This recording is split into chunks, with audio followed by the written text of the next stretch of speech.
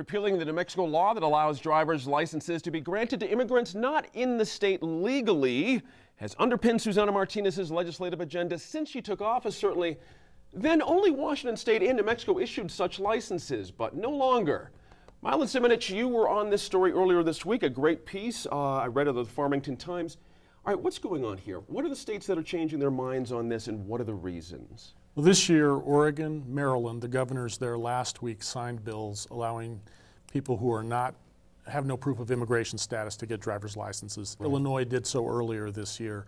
Colorado legislature passed a similar bill. We walked in here today, I don't believe the governor had acted on it yet. He is a Democrat in Colorado, and no Republicans there voted for the bill, but it'll probably get signed there as well. So that'd be 4 states shifting toward the Washington, New Mexico model. Not quite the same, because those licenses would have some demarcation, and New Mexico licenses do not. Let me hold you there for a quick second.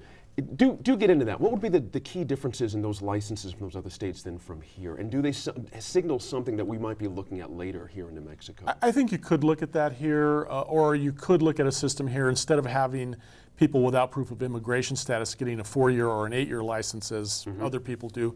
I know advocacy groups who want to keep the program, want to keep the law, say, make it a 1-year license, renewable in person. That eliminates the fraud. No one's going to come across the country and claim, I live in New Mexico, and forge documents if they get a 1-year license after all that. That's an interesting point. You know, reading about Connecticut and some other things that are going on out there, it's interesting to read, Javier Martinez, how it's always about a safety issue. That's always the lead point in all these states that Milan's talking about that are turning around, about having licensed and insured people on the road. Right. Again, put that up against what we've talked about here for 2 or 3 years now. We talk about that same thing here. Right. Yeah. Well, it is about public safety, and I think all the different states that Milan mentioned, Connecticut, Rhode Island, are now proposing, will be proposing similar laws to ours. It is about public safety. It is about bringing people out of the shadows.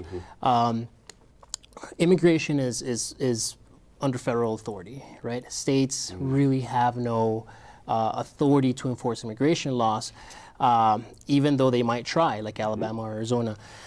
Here in New Mexico, we have a law that by most accounts works, that there have been some cases of fraud. My argument always is there is fraud everywhere. Look at Medicaid, look at the state legislature. I mean, look at any public institution, you will find fraud. For us, the issue here is New Mexico has been losing jobs for 3 years now.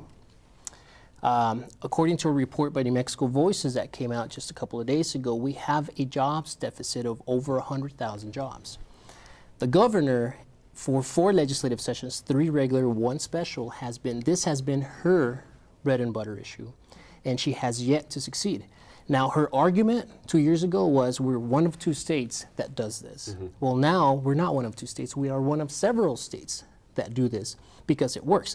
Now, in your view, does that signal there's been a complete and total turning of the tide here, never to go back to where Governor Martinez is at now? I mean, are you suggesting the train is completely pulled out and never coming back? Absolutely. I think she's in a corner. I think members of her own party this past session actually tried to compromise. Representative Senator Ingle had a bill out there. Senator Jonathan Smith and Senator Ingle before the session were working on a compromise of a license that would be somehow marked. She rejected it. Sure. She wants her way or the highway. It hasn't worked. Nationwide, the tide is turning. What's interesting for her now is that Republicans, national Republicans, are catering to Hispanic voters, and so she, as the nation's only Latina governor and the first Latina governor in the history of the country, is in a very, very serious situation politically. Would you agree with that, or does she still have some wiggle room here to try one more time in the next session to get something across here? I think the Democrats are probably more emboldened now based on what's happening nationally. And I think that her best chance probably is adopting more of the Utah model, a Republican state, undoubtedly one of the most Republican states in the country, that was the leader in terms of saying, we're going to do this. Citizens get a real ID compliant license, federal real ID compliant, and illegal immigrants are going to get or anybody else is going to get this driver's permit, essentially. And in Colorado is, I think, calling it the driver card, all these other sorts of designations to basically say that's not going to be used for federal identification. But here's where the concern comes in, I think, is whether or not that will be used not just to board an airplane or for other purposes that we normally use our driver's licenses, but can you use it for federal benefits? And that's going to be another debate. Colorado had a compromise on that part because now it seems to me that the Colorado legislation is going to allow illegal immigrants to obtain federal benefits using that card as an identification. That would be an interesting debate here in our session, our legislative session. Go ahead. Yeah, I was just going to ask what kind of federal benefits you refer to. Well, and anything that comes through that's funded by the federal government through the state. So we're talking welfare benefits, other things like that, and that's going to be a concern for most citizens because they don't believe that they're entitled to those kinds of That's benefits. fair enough. But undocumented immigrants can't access Let me get Sophie in here. I hear your point, brother. But this idea of safety, is there something else going on here? My man mentioned, So there are a couple of things. I just want to reinforce that undocumented undocumented immigrants do not access federal benefits. It's just flat out, they are not entitled to them. So there are a number of issues when we talk about safety. We talk. Certainly, there's this discussion of insurance that people like to discuss. But actually, the police chief out in Los Angeles has made, I think, an excellent point, which is it's a real problem for his force when they pull over a driver who doesn't have ID.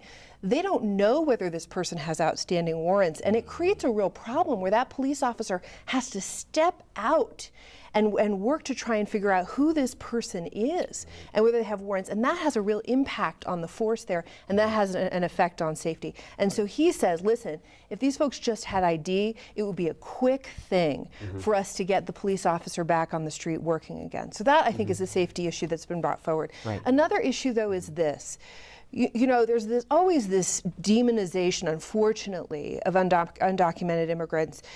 Oh, they've broken the law once, they're going to do it again and again and again. But what we see from the research is that people who are here with undocumented status, they don't want to break the law. They want to keep their head down. They want to be good, contributing members of our society.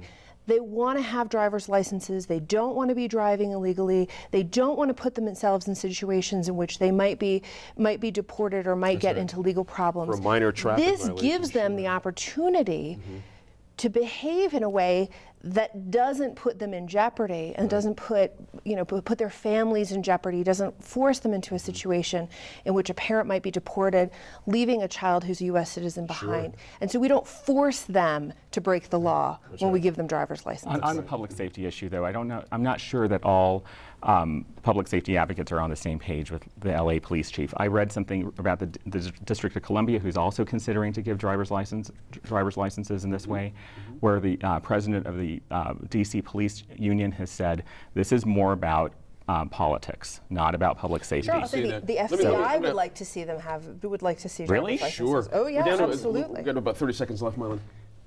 Let's cast forward a little bit in our legislature. We started off with you with this. What's the chances of, in your view, of something happening this next session, either direction? Well, what has to happen? something will happen. The governor will push her repeal effort again. It's a 30-day session. She has tough opposition in those committees to getting anything through. I want to make a quick point. Please. I think this is also about labor, about jobs, because one of the key elements last year, we're all proud of New Mexico's green chili.